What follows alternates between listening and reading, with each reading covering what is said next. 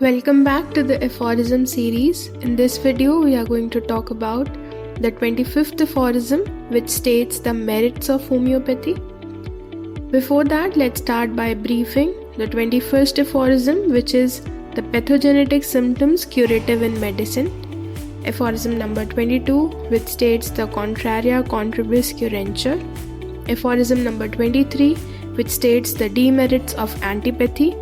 Aphorism 24, which states similia similibus curentur, and aphorism 25, which is the merits of homeopathy. Let us start by giving it a reading. Now, however, in all careful trials, pure experience, the sole and infallible oracle of the healing art, teaches us that actually that medicine which in its action on the healthy human body has demonstrated its power of producing the greatest number of symptoms similar to those observable in the case of disease under treatment, does also in doses of suitable potency and attenuation rapidly, radically and permanently remove the totality of the symptoms of this morbid state. That is to say, mentioned in aphorism 6 to 16, the whole disease present and change it into health, and that all medicines cure without exception those diseases whose symptoms most nearly resemble their own and leave none of them uncured. अगर इस aphorism की first line पढ़ें तो उसमें कहा कि in all careful trials pure experience is the sole and infallible oracle of healing art. यानी कि infallible का मतलब क्या है? It is incapable of being wrong. मतलब वो गलत हो ही नहीं सकता. मतलब इकलौती ऐसी चीज़ है जो हीलिंग आर्ट को प्रैक्टिस करने में हमें हेल्प करती है और वो है प्योर एक्सपीरियंस, राइट. ओरेकल का यहाँ मतलब है कि some good source of knowledge. तो यहाँ डॉक्टर हेनेमन ये कहना चाहते हैं कि pure experience using proved medicine is the high and only source of knowledge for healing art. आपको हीलिंग आर्ट अगर प्रैक्टिस करनी है या होम्योपैथी प्रैक्टिस करनी है तो उसका इकलौता सोर्स ऑफ नॉलेज क्या है? It is your experience. और वो एक्सपीरियंस ऐसे नहीं कि कोई भी मेडिसिन आपने दे दी. It should be the proved medicines. Next जो पॉइंट इस एफोरिज्म में डॉक्टर हेनेमन समझाना चाहते हैं वो ये है कि वो मेडिसिन हमें पेशेंट को देनी है जो maximum number of similar symptoms produce कर सकती है on a healthy human being. वही मेडिसिन एक डिजीज स्टेट में वो टोटलिटी ऑफ सिम्टम्स को रिमूव कर सकती है. थर्ड पॉइंट जो यहाँ डॉक्टर हेनेमन कहना चाहते हैं वो ये है कि कोई भी मेडिसिन दो वो एक्ट तभी करेगी या वो क्योर तभी करेगी, रैपिडली, टोटली, परमानेंटली तभी करेगी जब आपने एक सूटेबल पोटेंसी में उसे दिया हो. तो यहाँ पर डॉक्टर हेनेमन बेसिकली पॉसोलॉजी की बात कर रहे हैं कि हमें वो डोसेज कैसे देनी है पेशेंट को, कितने इंटरवल पे देनी है, क्या पोटेंसी उसकी होनी चाहिए. हर केस को इंडिविजुअली ट्रीट करना है. जो फोर्थ पॉइंट इस एफोरिज्म के थ्रू हम समझ पा रहे हैं वो ये है कि डॉक्टर हेनेमन कह रहे हैं डिजीज स्टेट क्विकली रिमूव हो सकती है, परमानेंटली रिमूव हो सकती है अगर वो मेडिसिन सिमिलर सिम्टम्स प्रोड्यूस करती है ड्यूरिंग ड्रग प्रूविंग. ठीक है, उसको हमने most suitable potentise diluted form में देना है. अब इसका सीधा सीधा मतलब ये हुआ कि the more similar the medicine the more rapid the cure. जितनी सिमिलैरिटी आपकी मेडिसिन में होगी सिम्टम्स से डिजीज कंडीशन में उतनी ही जल्दी आप क्योर अचीव कर पाएंगे. So this implies that less the similarity, less rapid is the result. पर लेकिन रिजल्ट आएगा अगर आपने एक डिजीज कंडीशन में पेशेंट को मेडिसिन दी है जो वो सिम्टम्स प्रोड्यूस करती है. मान लीजिए आपने कॉन्स्टिट्यूशन में थोड़ा हेर फेर कर दिया, आपको एक मेडिसिन देनी चाहिए थी ए, आपने बी मेडिसिन दे दी, पर लेकिन दोनों डायबिटीज़ क्योर करती हैं, दोनों डायबिटीज़ कॉज कर रही थी वाइल ड्रग प्रूविंग. तो हो सकता है कि आपका जो रिज़ल्ट है वो आए पर लेकिन रैपिड नहीं होगा उतना, और क्योंकि वो मोस्ट सूटेबल मेडिसिन नहीं थी तो हो सकता है कि एक पॉइंट या एक स्टेज पे आके वो मेडिसिन अपना काम करना बंद करते.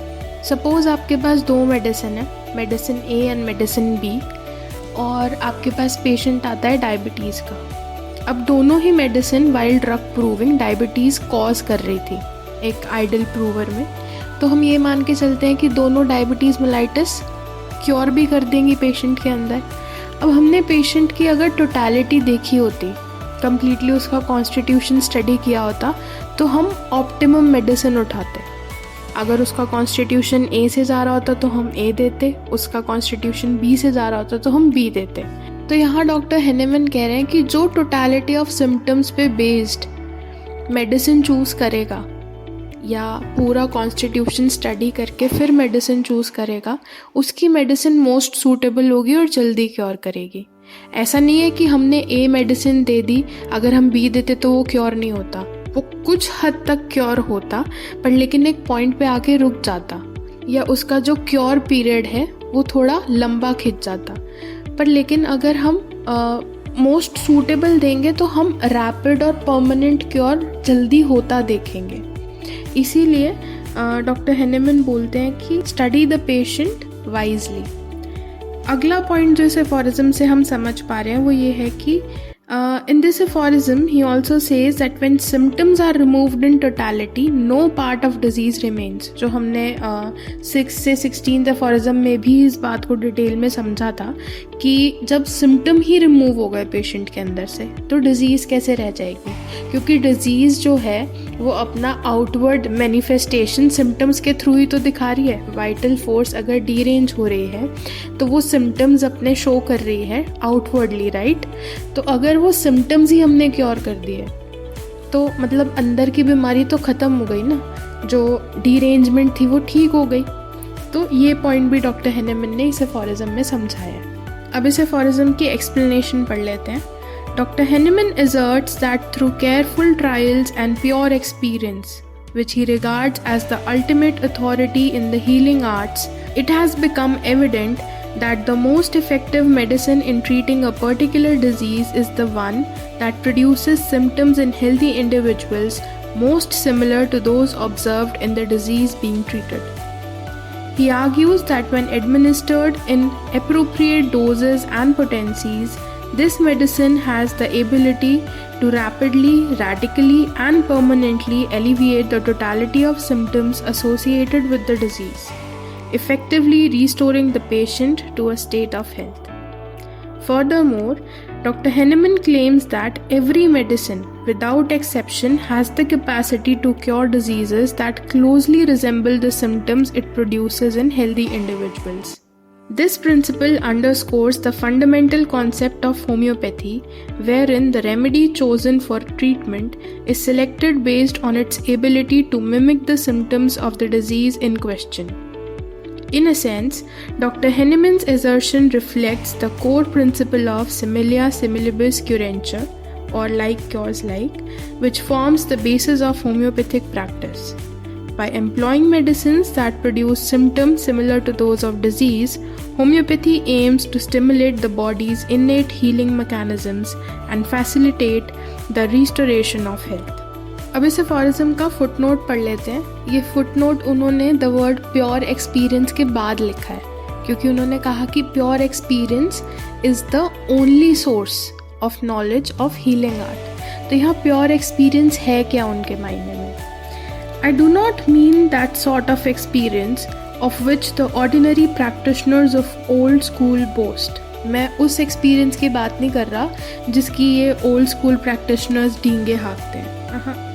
After they have for years worked away with a lot of complex prescriptions on a number of diseases which they never carefully investigate, but which faithful to their school they consider as already described in the works of systemic pathology. कुछ ऐसे भी doctors हैं, कुछ ऐसे भी old school practitioners हैं जो complex prescriptions लिख देते हैं, ठीक है। उनको इन्वेस्टिगेट करने की उन्होंने कभी कोशिश ही नहीं की कि वो पेशेंट पे कैसे काम कर रही है उनकी प्रिस्क्रिप्शन, क्या उसका इम्पैक्ट हो सकता है, कभी उसको पढ़ा ही नहीं। बस they are faithful to their school कि हाँ इतनी पीढ़ी दर पीढ़ी ये चीज़ लिखते आ रहे हैं प्रिस्क्रिप्शन में, तो हम भी वही लिख देते हैं। And dreamed that they could detect in them some imaginary morbific matter or ascribe to them some other hypothetical internal abnormality. They always saw something in them but knew not what it was they saw. इन्हें पता है कि उस medicine में कुछ है, पर क्या है इसके बारे में उन्हें पता नहीं. And they got results from the complex forces acting on an unknown object that no human being but only God could have unraveled. Results from which nothing can be learned, no experience gained. 50 years experience of this sort is like 50 years of looking into a kaleidoscope filled with unknown colored objects and perpetually turning round thousands of ever changing figures and no accounting for them. ऐसे experience का उन्होंने एक correlation दिया है कि ऐसा experience उस kaleidoscope के बराबर है जिसको आप जितनी बार टर्न करो वो एक नई फिगर निकाल देता है. राइट, इसका एक्सप्लेनेशन एक बार रीड कर लेते हैं. Dr. Henneman criticizes that practitioners of the old school often boast about their years of experience without truly comprehending the nature of the diseases they treat. Instead, they adhere rigidly to established theories and systemic pathology without questioning or investigating the validity of these assumptions. Dr. Henneman suggests that practitioners of the old school may attribute diseases to imaginary concepts such as morbific matter or other hypothetical abnormalities without concrete evidence or understanding. He likens their approach to looking into a kaleidoscope filled with unknown colored objects where ever-changing patterns emerge without any coherent explanation or insight gained. Moreover, he contends that despite decades of practice, conventional practitioners fail to gain meaningful experience or knowledge from their endeavors. The results they achieve are attributed to a combination of unknown factors and complex interactions resembling a chaotic kaleidoscope of ever-shifting patterns. In a sense, Dr. Henneman's critique underscores the importance of a scientific and systemic approach to medicine, one that prioritizes thorough investigation, understanding, and evidence-based practice.